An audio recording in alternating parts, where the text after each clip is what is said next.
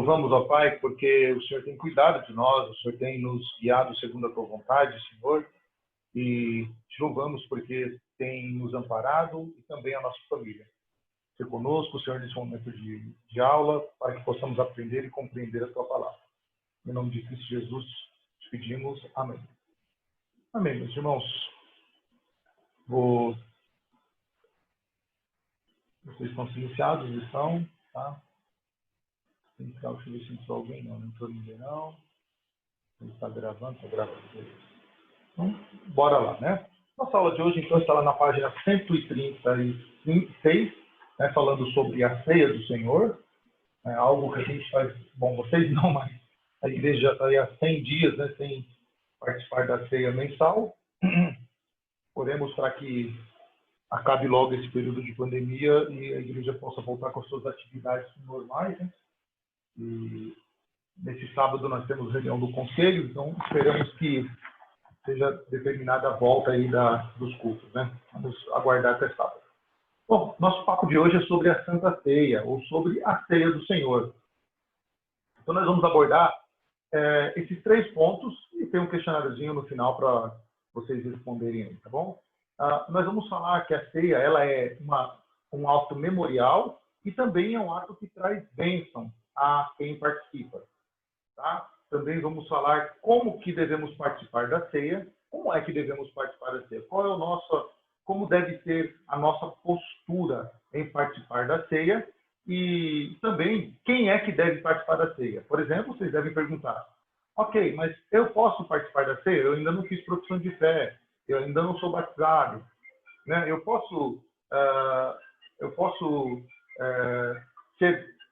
participar da ceia? Aí nós vamos responder isso, tá? E por fim, o questionário. Só um minutinho, irmão.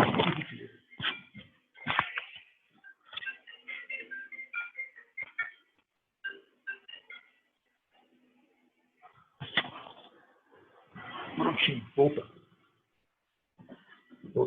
Então essas são algumas perguntas que vocês devem fazer, né? Ou podem ser que vocês estejam curiosos para saber. Nós vamos tentar respondê-las hoje, tá? Bom, como introdução, então, nós precisamos entender que, em se tratando de ceia, é evidente que a Santa Ceia, ou Ceia do Senhor, é uma questão muito importante para a fé cristã. Então, vocês devem entender que participar da ceia é importantíssimo para a fé cristã. Nós, diferente da Igreja Católica Apostólica Romana, que eles têm 7 sacramentos, nós só temos 2 sacramentos, tá? Que é ceia e batismo. Casamento não é sacramento? Não, casamento não é sacramento. Para a Igreja Católica é, para nós não. A crisma não é? Não, também não. Não é nada daquilo que se aprendeu na Igreja Católica. Para nós, os sacramentos bíblicos são ceia e batismo. E a ceia é muito importante, então, para a nossa fé cristã. Tá? A participação na ceia do Senhor implica em comunhão com Deus. Então, toda vez que vocês participarem da ceia, após vocês fazerem então, a profissão de fé, vocês estarão renovando a sua comunhão com Cristo. Tá? Porque isso, como um ato memorial, implica que você está em comunhão com Ele. Por isso, vocês ouvem lá na ceia, quando vocês estão presentes no culto, o pastor fala lá, né? Só devem participar deste momento as pessoas que estão em plena comunhão com Deus e com a igreja. E aí não importa qual igreja que é, se é a nossa igreja, se é uma igreja batista, uma Assembleia de Deus, mas uma igreja legitimamente bíblica. Tá? Então, o que o pastor fala lá quando vai se ministrar a ceia.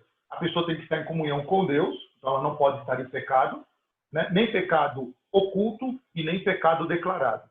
Tá? Então, uma pessoa que está afastada da comunhão, que ela foi disciplinada por qualquer que seja o pecado, ela está impossibilitada de tomar a ceia, nós vamos falar isso mais para frente. Tá? Então, é importante isso entender, que a ceia ela é um ato de comunhão. Portanto, é essencial que nós entendamos como a presença de Cristo se faz presente neste momento de comunhão com a igreja. Então, a pergunta que foi inclusive uma grande batalha entre os teólogos do passado, se Cristo estava presente espiritualmente ou se ele estava presente de forma real, né? E nós vamos falar isso também. Então, sobre Quem deve participar? Nós devemos entender isso. Quem deve participar também, né? Como é que Cristo está presente? Quem deve participar? Como participar? E os desdobramentos da bênção da ceia na vida do cristão. Nós vamos entender isso. Olha que interessante esses dois textos. Vou pedir para o Felipe ler João 6, 53 e 54. E eu pedi para a Ingrid ler para nós Mateus 26, tá, Ingrid? Mateus 26, 26 e 28. 2 versículos para cá. Felipe lê primeiro e depois a Ingrid lê Mateus 26, 26 e 28.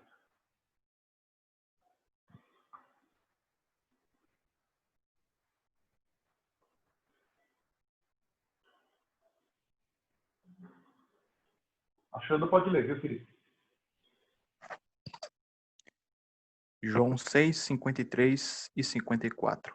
Jesus, pois, lhe disse: na verdade vos digo que, se não comerdes a carne do Filho do Homem e não beberdes o seu sangue, não terei vida em vós mesmos. Quem come a minha carne e bebe o meu sangue tem a vida eterna, e eu ressuscitarei no último dia. Amém. Ingrid, achou? Ingrid pode ler, tá? Felipe, zera aí o microfone. 26, aí você leu o 26, o 27 e o 28.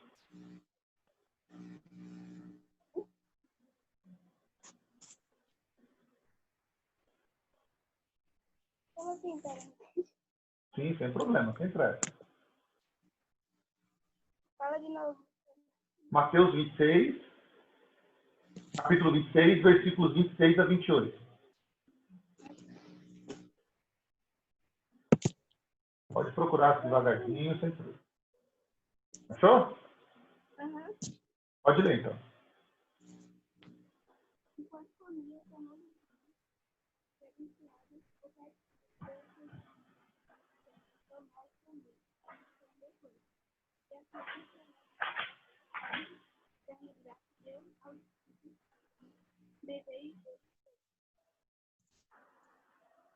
Está um pouquinho baixo, mas deu para entender aqui, né? Pelo menos aqui deu para entender.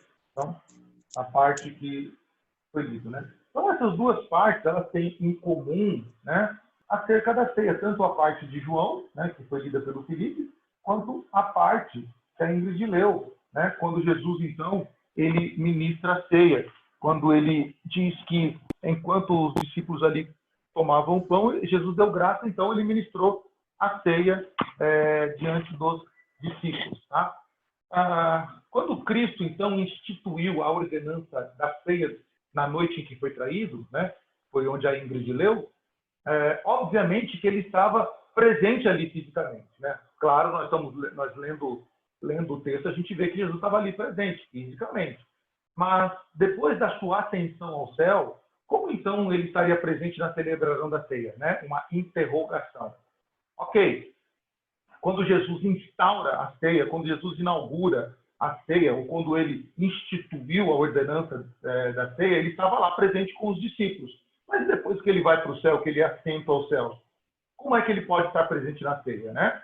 Bom, nós vamos ver isso, vocês vão ver ao longo das escolas bíblicas dominical, a gente sempre vai trazer esse tema à tona. Há uma discordância muito grande, né? E eu coloquei aqui alguma coisa interessante, alguma coisa para a gente poder ver sobre esse tema tão importante. Na época da Reforma Protestante, os reformadores entenderam que o conceito o conceito católico, o conceito católico em relação à ceia do Senhor estava errado.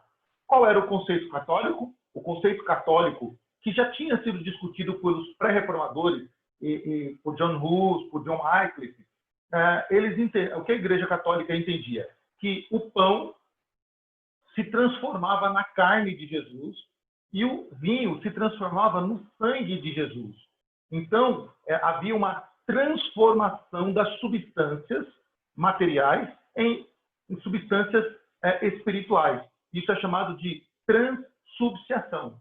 Então, a Igreja Católica pregava isso. Porém, os reformadores entenderam que isso estava errado. Porém, também é verdade que eles também não chegaram a uma conclusão unânime sobre esse assunto. Na verdade, foi justamente essa questão que causou a primeira divergência teológica dentro da teologia reformada. Por quê? Olha só que interessante. Os teólogos da linha luterana, né, ou seja, os seguidores de Lutero, e o próprio Lutero defendia isso, entenderam que a presença de Cristo conforme explicado na doutrina da transubstanciação, não era um conceito bíblico. Ok, né? Lutero ele discorda da Igreja Católica, né, assim como os demais, mas Lutero entende que a presença de Cristo, conforme era explicado na transubstanciação, não era um conceito bíblico. Porém, eles ainda acreditavam em certo aspecto da presença física de Cristo, né? Ou melhor, que Cristo estaria presente nos elementos da ceia. Então, qual era o conceito luterano? O conceito luterano era que, não, Cristo está presente, né? Não é uma transformação, não se transforma, mas as substâncias contêm, né? Contém elementos da divindade, né? Contém elementos espirituais, melhor dizendo. Então, para Lutero, era a consubstanciação. Não era a transubstanciação, transformava elementos materiais em elementos espirituais, mas era a consubstanciação. Aqueles elementos continham algo espiritual. Tá? Bom, somente mais tarde, então, não foi com Lutero que foi consertado esse negócio aí, né? Mas somente mais tarde, a teologia reformada trouxe outro aspecto da memória de Cristo na ceia. E assim a igreja tem permanecido até hoje, né? Isso foi trazido, né, pelos reformadores, ou os reformadores pós-Lutero, trouxeram um conceito de memória. Então, Cristo não estava presente de forma real, não estava presente nos elementos, mas também mas Cristo estava presente de forma espiritual, ou seja, numa memória, né? Então, todas as vezes que nós celebramos a ceia, nós estamos lembrando, é um ato memorial. Memorial do quê? Daquilo que Cristo fez por nós. E o que é que Cristo fez por nós? Morreu na cruz, deu o seu sangue, seu corpo foi vilipendiado, sofreu, né, toda a violência naquela cruz, né, física e emocional. Então, nós lembramos que ele se deu por causa da sua igreja, ele se deu por causa dos seus eleitos. Então, isso é um ato memorial, um ato que vem à nossa memória daquilo que Cristo fez por nós. Então, olha só, esse é o conceito católico, tá? Vamos ver um pouquinho desses dois conceitos rapidamente. O conceito católico entende que, chamado por transubstanciação, a transubstanciação é a doutrina que afirma que o pão e que o vinho se tornam, então, literalmente, o corpo e o sangue de Cristo. Essa doutrina é defendida pelos católicos de linha romana, e na época da Reforma Protestante, os reformadores rejeitaram este ponto de vista, eles negaram esse ponto de vista. Não só na Reforma, como já disse, os pré-reformadores já tinham feito isso, né? De Jan Hus até Lutero já vinha sendo negado, e um pouquinho antes ainda já vinha sendo negado essa teoria, né? Ou o credo aí da transubstanciação. E aí chega a doutrina da consubstanciação depois. Então, de acordo com a doutrina da transubstanciação, ao o fiel comer o pão ou comer do pão, ele está comendo literalmente o corpo de Cristo. Por quê? Porque eles acreditavam naquilo que Jesus disse. Este é o meu corpo. E o demonstrativo este, né, significa aquilo que está próximo. Então, na visão dele, Jesus estaria falando do seu próprio corpo, e não este é o meu corpo, né? Algo que estaria distante, né?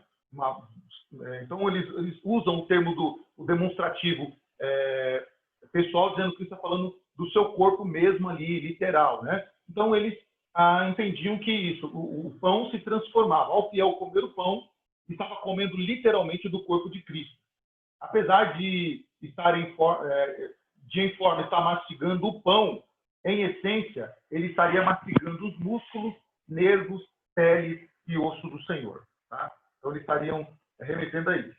A palavra transubstanciação significa alteração da substância. Essa é a tradução mais simples. Se você não lembrar de transubstanciação, lembre-se, alteração da substância. A substância muda a sua forma.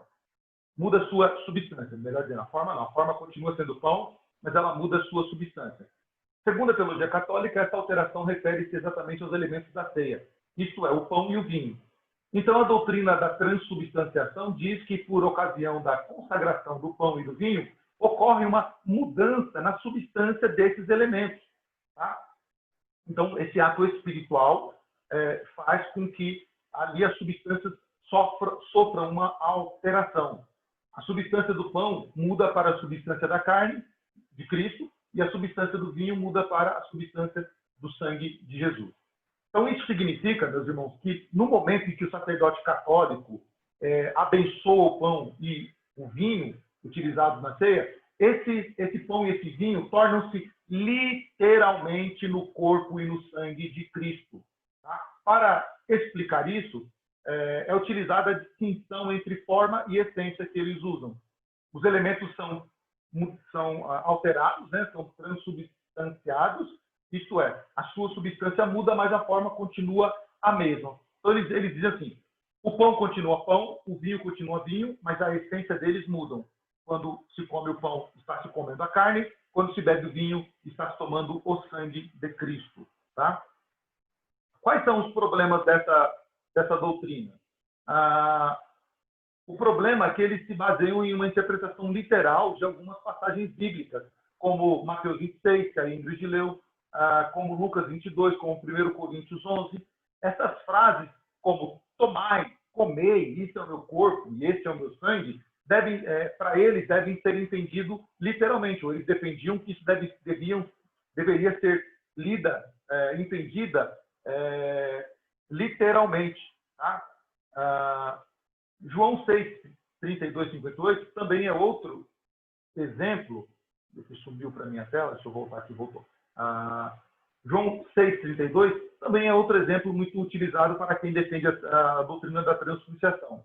Né? Vou dizer que Jesus diz que quem come da sua carne e bebe do seu sangue tem vida eterna, tá? Mas o próprio contexto dessa passagem indica que as palavras de Jesus devem ser entendidas de forma espiritual. João 6 diz isso.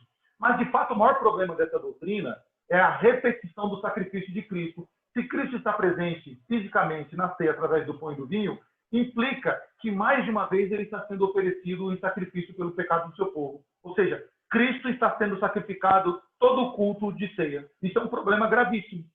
É um problema que não tem respaldo nas Escrituras para ser resolvido. E é claro, eu quero dizer aqui que é claro que essa ideia não encontra nenhum amparo nas Escrituras. A Bíblia diz que Cristo foi sacrificado uma única vez. 1 Pedro 3,18. E Hebreus ainda explica melhor. Diz que o sacrifício de Cristo foi perfeito e definitivo, não precisando de nem mais uma repetição. Tá? Então, o que os católicos fazem não tem amparo bíblico, não tem como eles resolverem isso. Eles repetem o sacrifício. Tá? Então, por isso que nós não celebramos ceia com católicos. Por isso que não há comunhão entre nós e os católicos, porque eles alteram a perfeição do sacrifício de Cristo e de ato definido para eles passa sendo algo repetitivo. Tá? Vamos lá, próximo. A consubstanciação, que era a doutrina defendida pelos luteranos. Tá? Eles entendiam que a presença de Cristo, conforme explicado na doutrina, da doutrina católica, não era um preceito bíblico, porém eles ainda acreditavam em certo aspecto algo da presença física de Cristo nos elementos da ceia do Senhor. Tá? Eles defendiam que Cristo estaria presente de forma fisicamente na ceia, mas não ocorrendo nenhuma mudança nos elementos, né? Ou na substância dos elementos. O que ocorre, na verdade, para os luteranos, é uma espécie de sacralização dos elementos. O pão e o vinho continuam sendo os mesmos, mas, de certa forma, para os luteranos, junto desses elementos, né, dessas substâncias, estão a carne e o sangue de Cristo. Essa doutrina é conhecida na teologia como consubstanciação.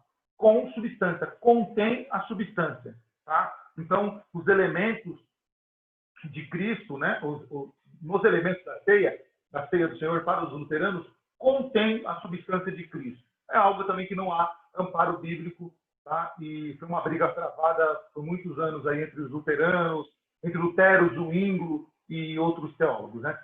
O reformador Ulrico Zwinglio não concordou com a substância de Martim Lutero. Tá? Ele não concordou com essa tese de Martim Lutero. E o que foi que Zwinglio fez então? Não concordando com Martim Lutero, basicamente ele afirmou que a presença de Cristo não está na Santa Ceia em nenhum aspecto. nem fisicamente, nem presencialmente, né? Para ele, a ceia é apenas um símbolo do sacrifício de Cristo. Então, segundo o pensamento de Zwingli, a ceia é apenas uma celebração em memória de Cristo, daquilo que Cristo fez no Calvário. Por último, temos a posição do reformador João Calvino. Calvino entendeu que, de fato, não há nada na presença física da ceia, mas que também a sua celebração não é apenas algo simbólico. Para João Calvino, Cristo está presente na ceia de forma espiritual. Ele habita com o seu povo através do seu Espírito Santo. E é dessa forma que ele, Jesus, é o anfitrião da mesa da comunhão.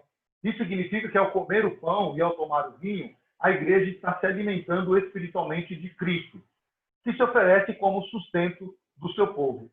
Essa interpretação de Calvino rejeita tanto a doutrina da consubstanciação, né, como a doutrina luterana, como a doutrina da transubstanciação católica.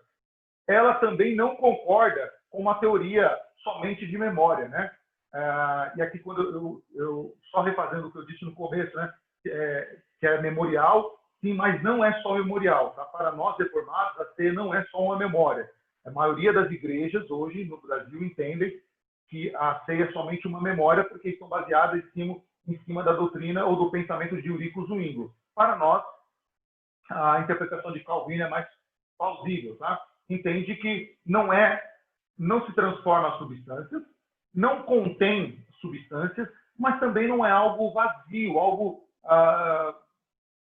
sem nenhum sentimento por trás daquilo, né? Mas como uma memória, né?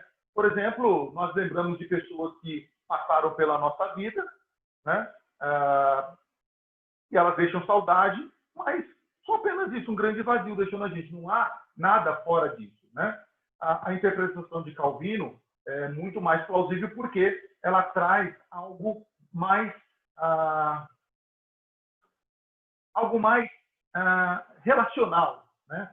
Cristo está conosco através do seu Espírito Santo, tá? Então, ele, como anfitrião dessa mesa, ele participa disso através do seu Espírito Santo em nós.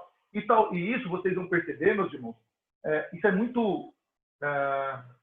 muito real quando você participa da ceia, onde você sente uma alegria no seu coração, onde você sente a sua alma se regozijando, onde você sente uma responsabilidade de participar do pão e do vinho, né? Onde você se sente alegre, satisfeito por participar desse momento glorioso que é a ceia do Senhor. Bom, o que Samuel, diz a nossa... Oi. Então, Oi, Felipe.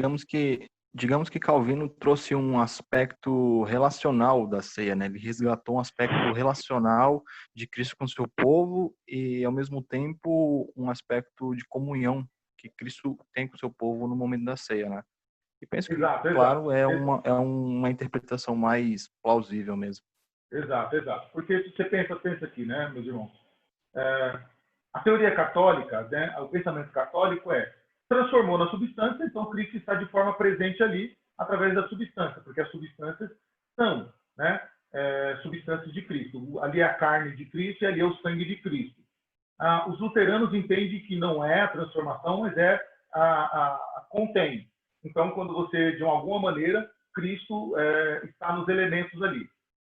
Para Zwingli, que é uma teoria bem batista, né, os batistas e assembleanos entendem dessa maneira, que Cristo ele não está no pão, também não contém nada ali, mas é uma memória. A gente tem que lembrar por quê. Porque foi justamente isso que Lutero escreveu na tábua da mesa, depois de uma discussão com Zwingli, com outro teólogo que eu não me lembro o nome agora. Diz a história que Lutero pega uma faquinha, né? E antes que todo mundo chegasse à reunião do outro dia, porque já fazia alguns dias que eles estavam discutindo sobre a ceia, Lutero chega primeiro e, como um alemão, né, bem temperamental, ele pega a faquinha e escreve na mesa em memória de mim, né? Depois de algumas horas pensando, aquele alemão, né, meio bravo, tal, ele escreveu lá quando Zwingli e os demais chegaram, estava na mesa lá em memória de mim, né? E aí ficou registrado nas mesas, né? Para lá então. Bom, então Felipe, voltando lá à nossa explicação, Então, realmente, para a visão reformada, né, a visão calvinista, nós entendemos que a ceia ela não é algo somente memorial, não é somente uma memória, embora tenha uma memória, mas não é só isso. Mas nós entendemos que ela é algo relacional. Nós nos relacionamos com o Senhor, né? E o Espírito Santo residindo, morando em nós, é um ponto claro, né, de que o Senhor está conosco ali no momento da ceia. Por isso, nós nos alegramos no momento da ceia, por isso o nosso espírito é movido por uma compaixão, é movido por um sentimento que somente quem participa da ceia pode explicar isso, tá bom? Então é algo assim relacional de comunhão com o Senhor. Por isso que é impedido, nós vamos falar isso agora, aos que estão fora da comunhão participar da ceia. Mas o que diz a nossa confissão de fé? Então, todos têm a confissão de fé? Essa confissão que aparece aí na tela, todos têm? Eu tenho ela na Bíblia Genebra. Bom, já é bom, né? Quem tem a Bíblia Genebra, então, tem essa confissão lá. Quem não tiver essa confissão, é fácil, você pode baixar ela, é gratuita pelo site monergismo.com. E é importante ter, meus irmãos, porque a nossa igreja, a Igreja Presbiteriana do Brasil, segue a sua doutrina nas bases da confissão de fé de Westminster, tá? E nós estamos fazendo o curso, eu vou retomar as gravações dessa semana das aulas, vou começar a primeira, então já tem bastante aulas lá com o seminarista Fábio Sarmento, né? Falando um pouquinho das confissões de fé, que é muito importante, aquilo que nós cremos, tá? Está contido nesse livro. Bom, o que diz a confissão de fé acerca da ceia?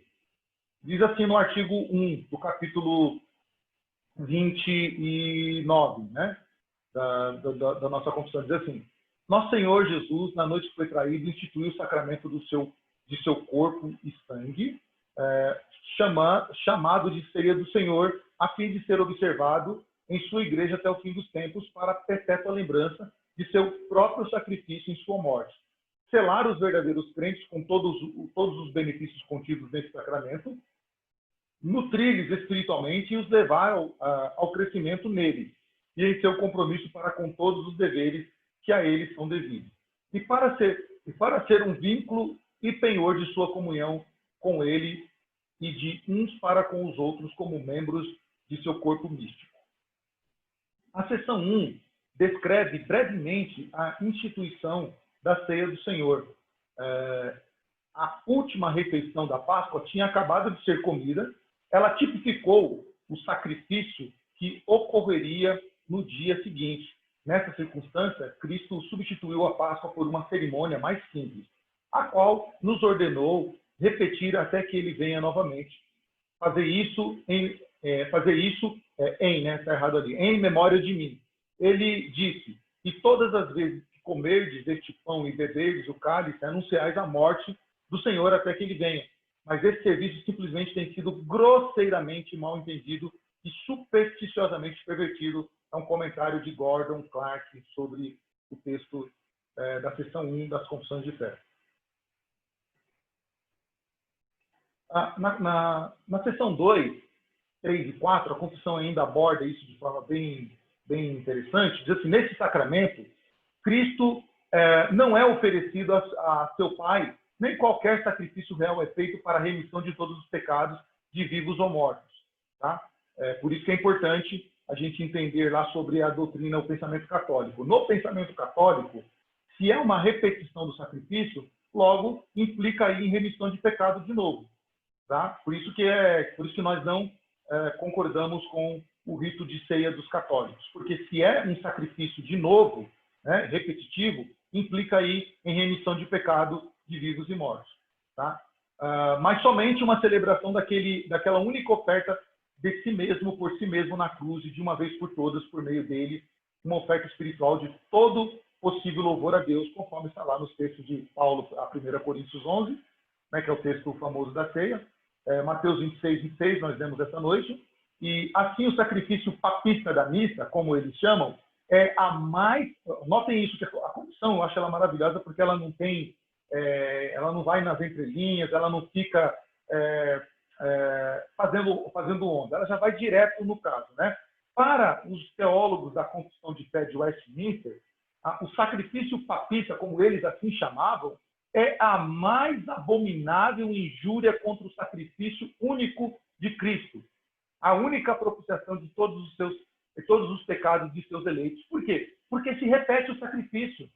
Então, o sacrifício papista, ou seja, a ceia, e olha, notem que os teólogos de Westminster não chamavam de ceia, o que os católicos fazem, mas chamavam de sacrifício papista. Porque se é corpo e se é sangue, é repetição todas as vezes que tem o sacramento lá. Então, se Cristo estava sendo sacrificado todas as vezes que a igreja lá se reunia, era sacrifício contínuo, e não um sacrifício único, como diz as Escrituras, né? Então, é muito importante isso, e está aí, a carta aos Hebreus, nesses dois capítulos, mostram claramente que o sacrifício de Cristo foi por uma única vez. Tá? Somente o capítulo 7 de Hebreus diz isso. A seção 3 da Confissão diz: nessa ordenança, o Senhor Jesus Cristo tem constituído seus ministros para declararem sua instituição às pessoas, para orarem e abençoarem os elementos do pão e do vinho, e deste modo separá-los do comum para o santo uso, e para tomar, a partir do pão, tomar do cálice, e participando dele também, dar igualmente aos comungantes, que é outra coisa que os católicos não fazem, né? Eles só dão o pão, a pessoa não participa do vinho, né? Não participa do sangue do Senhor, que é outro erro que eles cometem. Então, a Confissão diz que esses elementos devem ser consagrados, separados, tá? E essa separação deve ser feita por um ministro declarado da instituição. Não é qualquer um que faz. Por isso que nós somos totalmente contra a ceia online, totalmente contra essa ceia virtual. Porque quem abençoa os elementos não é o ministro, mas é quem está ali na casa. Oi, Ingrid. Oi, Ingrid, pode falar. Meu irmão está pedindo para você aceitar ele aí. Não vou aceitar, não. Fala para ele que ele vai ficar no limbo lá. Já está aceito, já. Tá? Então, essa separação, essa consagração deve ser feita por um ministro ordenado, não é por qualquer um. Nós somos contra esse tipo de prática de ceia online aí. Somos radicalmente contra, porque qualquer um vai lá e abençoa e separa o elemento. Tá? A seção 3, a seção 4 da Confissão diz que missas particulares ou receber esse sacramento por um sacerdote ou qualquer outra pessoa, sozinho, como também a recusa do cálice ao povo, a adoração aos elementos, o elevá-lo ou carregá-lo em procissão para serem adorados, a reserva, e a reserva dele para algum uso religioso pretendido, são coisas contrárias à natureza desse sacramento e à instituição de Cristo. Tá? Então, o que a Igreja Católica e que algumas igrejas evangélicas fazem é contra os escritos bíblicos. Tá? Receber a ceia sozinho, sem culto, ceia precisa de culto. Vocês vão ver isso se algum dia da vida de vocês estiverem acamados, enfermos, e precisarem de que um sacerdote leve a ceia para vocês, será feito um culto, né? Ali, porque ceia tem que ter culto ao Senhor, porque você precisa saber o porquê está tomando ceia, o porquê está participando da ceia do Senhor. Tá? Isso não pode ser feito sozinho, não é tomar por tomar. Isso não deve ser feito de forma reservada. Eu não posso dizer assim, eu vou tomar ceia hoje. Não. E os elementos são elementos que simbolizam o corpo e a carne de Cristo, o corpo e o sangue de Cristo. Os dois últimos ainda da confissão vai apontar, né, justamente para os elementos. Tá? Somente a seção 6, quando fala aquela doutrina que sustenta uma mudança da substância do pão e do vinho na substância do corpo e do sangue de Cristo, comumente chamada de transubstanciação, pela consagração de um sacerdote ou de qualquer outro modo, é repugnante. Olha, a Confissão diz que é repugnante aquele modo de pensar católico. Não somente para com a Escritura, mas até mesmo ao senso comum da razão. Isso é muito óbvio, né? Qualquer um de nós aqui sabe que o pão não se transforma em carne e o vinho não se transforma em sangue. Tá? É brincar com a nossa inteligência, e os católicos continuam caindo nessa mentira feita pelos papistas, né? Porque isso destruiria a natureza dos sacramentos e tem sido a causa de múltiplas superstições, né? E por que isso é complicado, meus irmãos? Porque durante um certo tempo, muitas igrejas evangélicas acreditavam que o pão se transformava no corpo.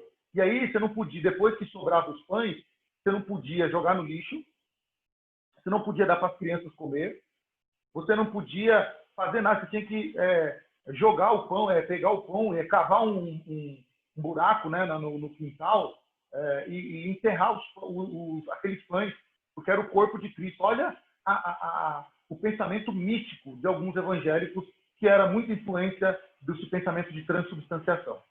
Tá? Por isso a confissão de fé diz que isso é uma aberração, brincar até mesmo com a razão. Tá? Resumindo, então, Samuel, aqui... Oi. Sabe dizer quando foi instituída essa doutrina da transubstanciação? Se foi algum concílio, você sabe dizer? Sim, foi num concílio que eu não me lembro agora, mas eu posso mandar para vocês, de cabeça agora eu não vou lembrar, mas isso veio logo no século VIII, século IX, tá? Quando a igreja... na verdade, diz os historiadores, né, que isso já vem desde o começo, lá desde o século I, tá? De forma bem... não muito popular, mas já vem do século I, mas ela se estende mesmo como doutrina a partir lá do século VII, século VII em diante. Século VII em diante se oficializa isso como sendo doutrina. Tá? Eu tenho a data aqui nos meus livros aqui, eu passo depois para vocês no grupo, tá bom? E coloco nos comentários aqui no YouTube também, que realmente de cabeça agora eu não lembro, né? Mas isso... então tem essa duplo pensamento. E que ela sempre existiu, né? No século I a igreja assim fazia, e realmente alguns do século I, alguns pais da igreja, ministravam a ceia de forma na transubstanciação.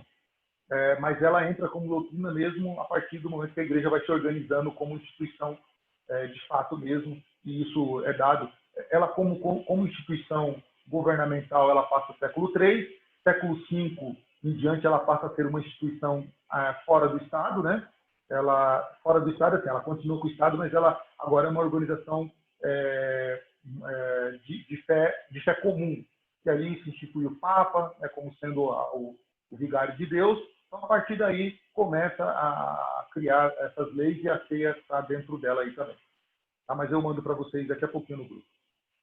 Então, a forma em que as expressas afirmações feitas nessas sessões é antes mais negativa que positiva, formuladas antes para se opor a certos erros romanistas e ritualistas do fazer uma afirmação simples da verdadeira doutrina do sacramento. Os erros, e aqui estão os erros combatidos, né? São pelo menos 5. Seria mais aí, tá? Mas 5 pelo menos. A doutrina da transubstanciação, ou transformação da substância do pão e do vinho no corpo, no sangue, alma e divindade do Senhor Jesus. Isso é um erro, tá? É um erro. O segundo erro, o sacrifício da missa. Também é outro erro, porque se repete aí o sacrifício de Cristo. Um terceiro erro, a adoração e preservação dos elementos para algum pretendido religioso. Isso também é um erro. O 4, negação do cálice aos leigos. Qualquer igreja católica que você for hoje, os leigos não participam do vinho, só do pão, né? Que é aquela bolacha meio esquisita assim que eles comem lá, né? Não é nem pão, de fato, não é uma bolacha, né? Muito parecida com aquela bolacha, o pão sem fermento judeu. A hóstia, né? Hóstia, obrigado, a hóstia. E, por fim, o outro erro é a comunhão privativa do sacerdote, né? Ou o envio dos elementos às pessoas ausentes durante a administração da ordenança. Então, isso também é um erro. Então, 5 pontos que vocês podem argumentar contra qualquer romanista, são esses aí. Tá? E aí temos os 7 ainda que vai falar da questão dos erros da ceia, né? E essa sessão 7 e 8 da confissão, ela vai abordar essas questões, né? Que o pão e o vinho permanecem sempre, né? Representam pelo desígnio divino a carne e o pão, a carne e o sangue do Redentor, oferecido como sacrifício pelo pecado. A relação existente entre pão e o vinho e o corpo e o sangue é puramente moral ou representativa, tá? E esse é o pensamento reformado, tá? Que nós devemos ter.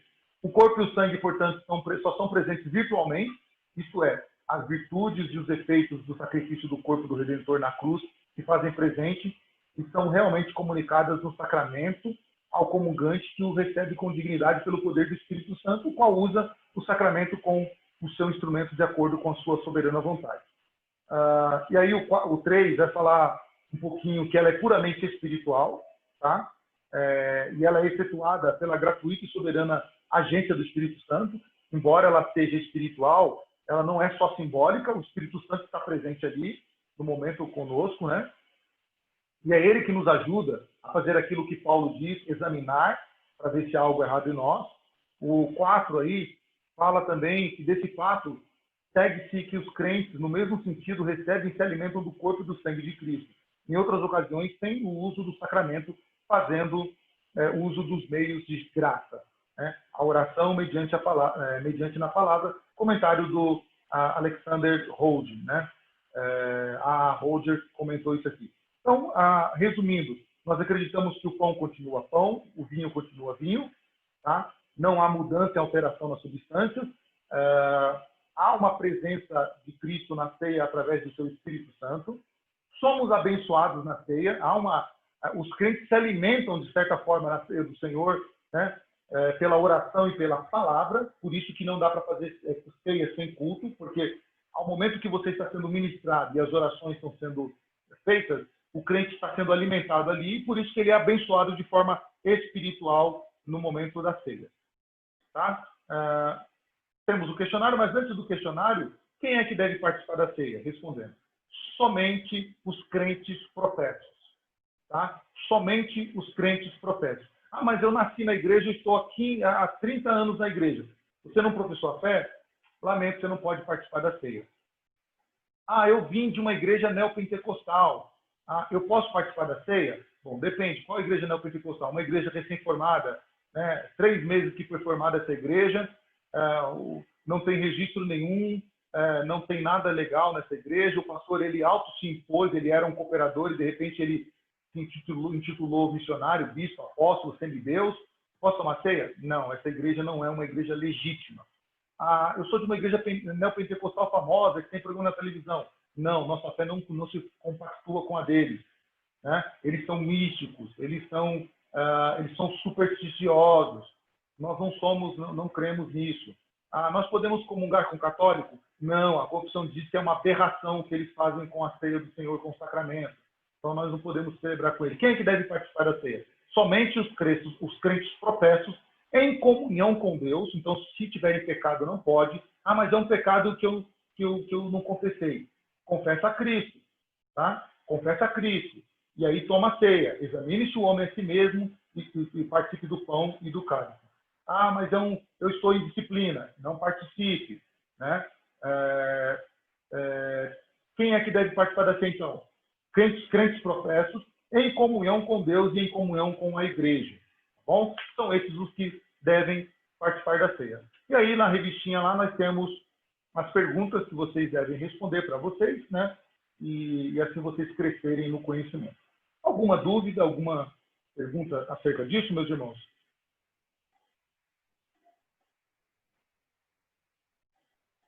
Estão todos com frio, não querem nem fazer perguntas, né? Vamos lá, dou-lhe uma, dou-lhe duas, perguntinhas aí.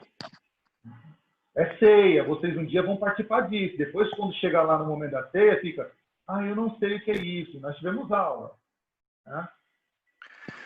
Só para recapitular, acho que é interessante, nesse momento de pandemia que a gente está vivendo, algumas igrejas têm adotado esse modo de realizar a ceia online, né, virtual.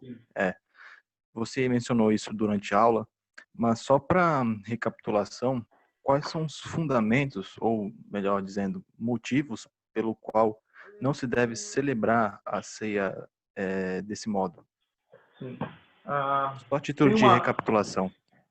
Tem uma palestra recente do reverendo Felipe Fontes, que eu vou postar para vocês no grupo, falando, na verdade é do Andrew Jumper, né? Falando sobre os problemas da ceia online. Tá? É muito rica essa palestra, uns 50 minutos aproximadamente, eu vou mandar para vocês.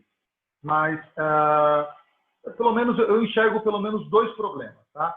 2 problemas na ceia online. Uma é a ausência do ministro ordenado. Essa é fundamental, a ausência do ministro ordenado. Né? Como não há alguém ordenado pela igreja para fazer a separação dos elementos, a orar, né, pelos elementos e separá-los como elementos de ceia, eu vejo um problema, porque quem está separando esses elementos é a própria pessoa. Então, a própria pessoa está se colocando na posição de ministro. E isso vai gerar, meus irmãos, um problema futuro.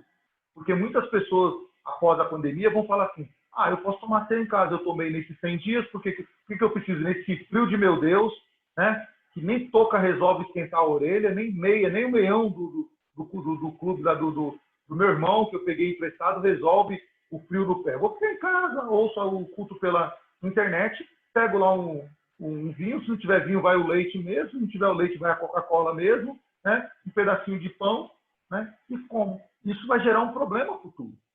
Então, a ausência do ministro é fundamental, e junto com essa ausência do ministro, eu coloco a comunhão com os irmãos. Quem está em casa não está tendo aquela comunhão presencial com os irmãos, mas é uma comunhão à distância. Tá? À distância. Uma coisa é você estar com a pessoa presencial, outra coisa é você estar à distância. Nós estamos sentindo isso nesse momento de pandemia, como é difícil estar longe das pessoas. Então, o primeiro problema que eu vejo é a ausência do ministro e a ausência da igreja como corpo de Cristo. Tá? E o segundo problema que eu enxergo nisso é o problema da alimentação. Né? A pessoa que está em casa, ela está distraída. Por exemplo, vocês assistem culto e sabem como que é. A criança chora, né? A Manu, mãe, quero comer. É o pai que levanta ali e fala: Carlinhos, vem cá, vem me ajudar aqui. E assim a esposa lá que levanta falou: ô, Felipe, você já comprou o pão? Nós somos distraídos. Isso nos distrai mesmo. Né? A gente não consegue focar 100% no culto. Vocês sabem disso que eu estou falando. Né? Então, essa quebra no alimento é como se você tivesse... Imagina você comendo um alimento, você está comendo aquele sanduíche que você mais gosta nesse momento, ou comendo aquele prato que você mais gosta, né? E tomando aquele suco que você mais gosta. E no momento que você está aqui, na gargantinha, está descendo, alguém vai e te puxa. Fala: fulano, vem aqui. Você engasga, você quase vai em parte porque alguém bloqueou a tua alimentação ali. Ou se você está pronto a comer aquele prato gostoso, vem alguém e pega o teu prato. Fala: que gostoso, me dá um pedaço disso aqui e leva o seu prato. Né? Então, a ausência da alimentação, embora esses exemplos sejam muito pequenos em relação ao que eu estou dizendo, a pessoa à distância, ela não está sendo alimentada da forma correta. Né? Para quem tem criança, é como você fazer uma mamadeira sem maisena ou sem açúcar. Né? É um arroz sem sal. Né? É uma Coca-Cola sem gás. Né? Então, a ausência do alimento é fundamental, meus irmãos, porque no culto nós estamos sendo ministrados pela palavra. Que susto, saiu aqui. Tá? Então, no culto, nós estamos sendo alimentados pela palavra. Tá? A palavra de Deus está sendo ministrada ali para nós. Né? E nós estamos em plena comunhão também com os nossos irmãos através da oração. Tá? Nós estamos, através da oração ali, sendo alimentados. Tá? Então, esses são os dois pontos que eu enxergo de maior dificuldade: Felipe e Ingrid, Vanusa e Carlinhos. Tá? São os dois principais. Tem outros mais. E o reverendo Felipe Pontes coloca isso juntamente com os demais pastores do Under Jumper. Eu vou mandar para vocês de forma brilhante. Mas isso é um problema ainda que vai gerar outro problema maior. Podem escrever aí. Tá? A gente vai presenciar isso depois da pandemia. Crentes que vão deixar de vir para a igreja para tomar ceia em casa e fazer culto online. Recentemente, Samuel, o reverendo Ageu, ele deu uma entrevista no programa Vejam Só. Também, acho que foi no muito início bom. do mês. Isso, ele deu uma entrevista no Vejam Só sobre isso. Bastante esclarecedora a entrevista. Exato, né? Exato. Pode falar. Ele até comentou, ele disse que, e eu concordo com ele, que sacramento é coisa séria. A gente não pode brincar ou manejar ou mudar a forma de administração do sacramento, né? Porque isso inclui até o que Paulo disse lá em 1 Coríntios 11, né? Por isso que há entre vós muitos fracos e doentes, muitos que dormem. Né? Exato, exato.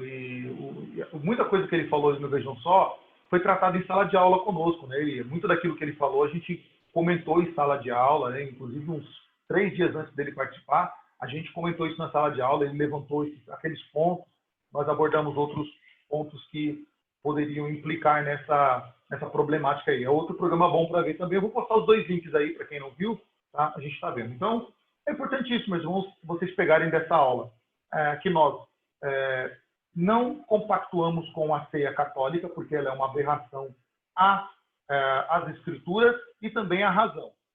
Tá? Você achar que o pão vai se virar carne, ou você tem problema cognitivo, ou sei lá, ou realmente a gente está cego e não está enxergando. Tá? E aí precisaria fazer toda uma reconstrução bíblica. Então é mais fácil, né, ao invés de você mudar o que não vai mudar, que é a Bíblia, do que mudar o pensamento deles, do que propriamente mudar aquilo que é imutável, que é a palavra de Deus. Devemos entender que a participação da ceia é por quem está em comunhão, tá? E faltou algo falar para vocês, coisas pessoais, por exemplo, vocês que são casados, né? Se tiver algo em casa não resolvido, resolva antes da ceia, tá? Resolva antes da ceia. Isso pode se estender para a família. Briguei com meu irmão e ofendi ele, estou de mal dele, não estou falando com ele a semana inteira. Eu sei que isso não acontece, Ingrid e Carlinhos, eu sei que vocês são muito comportados, isso não acontece. Nunca aconteceu na vida da Vanusa com as irmãs, e nem com o Felipe, né? Claro, nunca acontece isso. Né? Faz as pazes, pede perdão, né? Conserta ali, e aí vai tomar a ceia. É isso que a Bíblia diz. Se você for ofertar e tiver alguma coisa contra o seu irmão, deixa a oferta no altar, vai, te conserta com ele, depois vem e oferta. A ceia é a mesma coisa. Não tome a ceia não estando em comunhão com alguém da sua família, porque isso não trará bênção para você. A Bíblia diz em 1 Coríntios capítulo 11, que quem come a ceia e quem come do pão e bebe do cálice indignamente, ele come e bebe para a sua própria condenação. Pode se esconder da igreja, pode esconder isso do sacerdote, mas não esconderá isso do Senhor, o Senhor da igreja, porque ele está presente na ceia, lembra? Através do Espírito Santo ele está presente. Tá bom? Então, isso faltou dizer. E com isso, então, digo que deve participar da ceia. Os que estão em comunhão com Cristo e com a igreja. Não adianta também você estar em comunhão com Cristo, que eu acho muito difícil, e não estar em comunhão com a igreja. Eu sou desigrejado. Eu não gosto da igreja, não estou indo para a igreja porque a igreja tem muita gente falsa. Falou o verdadeiro. Falou todo mundo é falso e eu sou o verdadeirinho que não vou para a igreja. Né? Então, a gente sempre se coloca, percebe que as pessoas que falam, não vou para a igreja, sou um desigrejado, eu não quero ir para a igreja porque tem um monte de gente falsa, como se ele fosse somente o único verdadeiro. Todo mundo é falso e ele é o verdadeiro, é o Senhor da razão. Não. Se não tiver comunhão com a igreja, não tem comunhão com Cristo. Não dá para mim ser amigo do Felipe e não gostar da esposa dele, não gostar da irmã Benaia. Eu não gosto da sua esposa. Nem quero papo com ela. Obviamente, eu não vou querer papo com o Felipe. E assim, respectivamente, para todos nós. Eu tenho que ter comunhão com Cristo e com a sua igreja, aí eu posso participar da ceia. E participar sem nenhum tipo de pecado. Todo pecado. Se você cometeu o pecado um dia antes da ceia, se você cometeu o pecado horas antes da ceia, você não vai tomar ceia? Claro que vai, você pediu perdão. Se você pecou minutos antes da ceia e você pediu perdão no seu coração, realmente você se consertou diante de Deus, toma a ceia, está perdoado. Tá? Cristo é o Deus que perdoa a tempo e fora de tempo. Com Cristo não tem limite de tempo, ele perdoa em todo o tempo. 10 dias antes, um dia antes, 5 minutos antes, ele perdoa. Então, Cristo perdoa todos os pecados, participe da ceia de forma digna, tá bom? E creio que é isso. Não participamos de ceias com pagãos, com católicos, com neopentecostais que não são de igrejas sérias, né? E muito menos de igreja formada ilegalmente. Tá? Não participamos disso porque a ceia é algo sério, algo importante. Ok? É isso aí, meus irmãos. Encerrando por aqui, que eu tenho um culto aqui agora lá na Bahia. Agora eu vou deixar vocês, vou lá para a Bahia pregar. Né? Tá? Que Deus abençoe vocês. O vídeo vai ser editado e depois estará disponível para vocês também reverem isso aí, mas Qualquer dúvida que vocês tiverem, pode mandar para mim no privado, eu estarei respondendo, porque a ceia é muito importante, tá? É um assunto muito importante para vocês precisam entender, porque é fundamental até para a profissão de fé de vocês. Vocês precisam entender de fato o que é a ceia, porque a partir do momento que vocês fizerem profissão de fé, vocês estarão aptos para a ceia. O Evanildo esticou a mão assim? Áudio. Libera o áudio. Mímica, né? Desculpa, tá ouvindo agora? Sim, agora sim. Então, é que era pra eu, não tem, não tem a ver com estudo. É que era pra eu falar com você aquele dia, aí não deu. Aí hoje acho que não vai dar também, né? Você tem tudo para administrar. Pode ser mais Então, tarde, pode ser mais tarde, pode ser umas 8 horas, se você quiser, ou depois da janta aí, você pode me chamar. Então, hoje dá? Pode ser. O culto Então, começa tá. agora às 6h30 e termina às 7h30. Aí umas 8 horas eu tô livre. Tá, então depois eu te chamo, que eu preciso falar com você ainda sobre aquele assunto que eu não falei. Pode chamar que eu Tá bom? tô espera aqui, vou ficar esperando. Tá bom? Tá Mas, bom. irmãos, Tá. ótimo final de domingo para vocês. Continuem aí celebrando o dia do Senhor. Esse dia é do Senhor, não é seu. Não esqueçam nunca disso. Tá? Continuem louvando a Deus com a sua família, e na janta agora que está cheirosa e quentinha, né? E aproveitem esse domingo e uma ótima semana para todos, tá bom? Amém, igualmente. Deus abençoe vocês. Boa noite, meus irmãos. Amém, todos nós. Boa noite.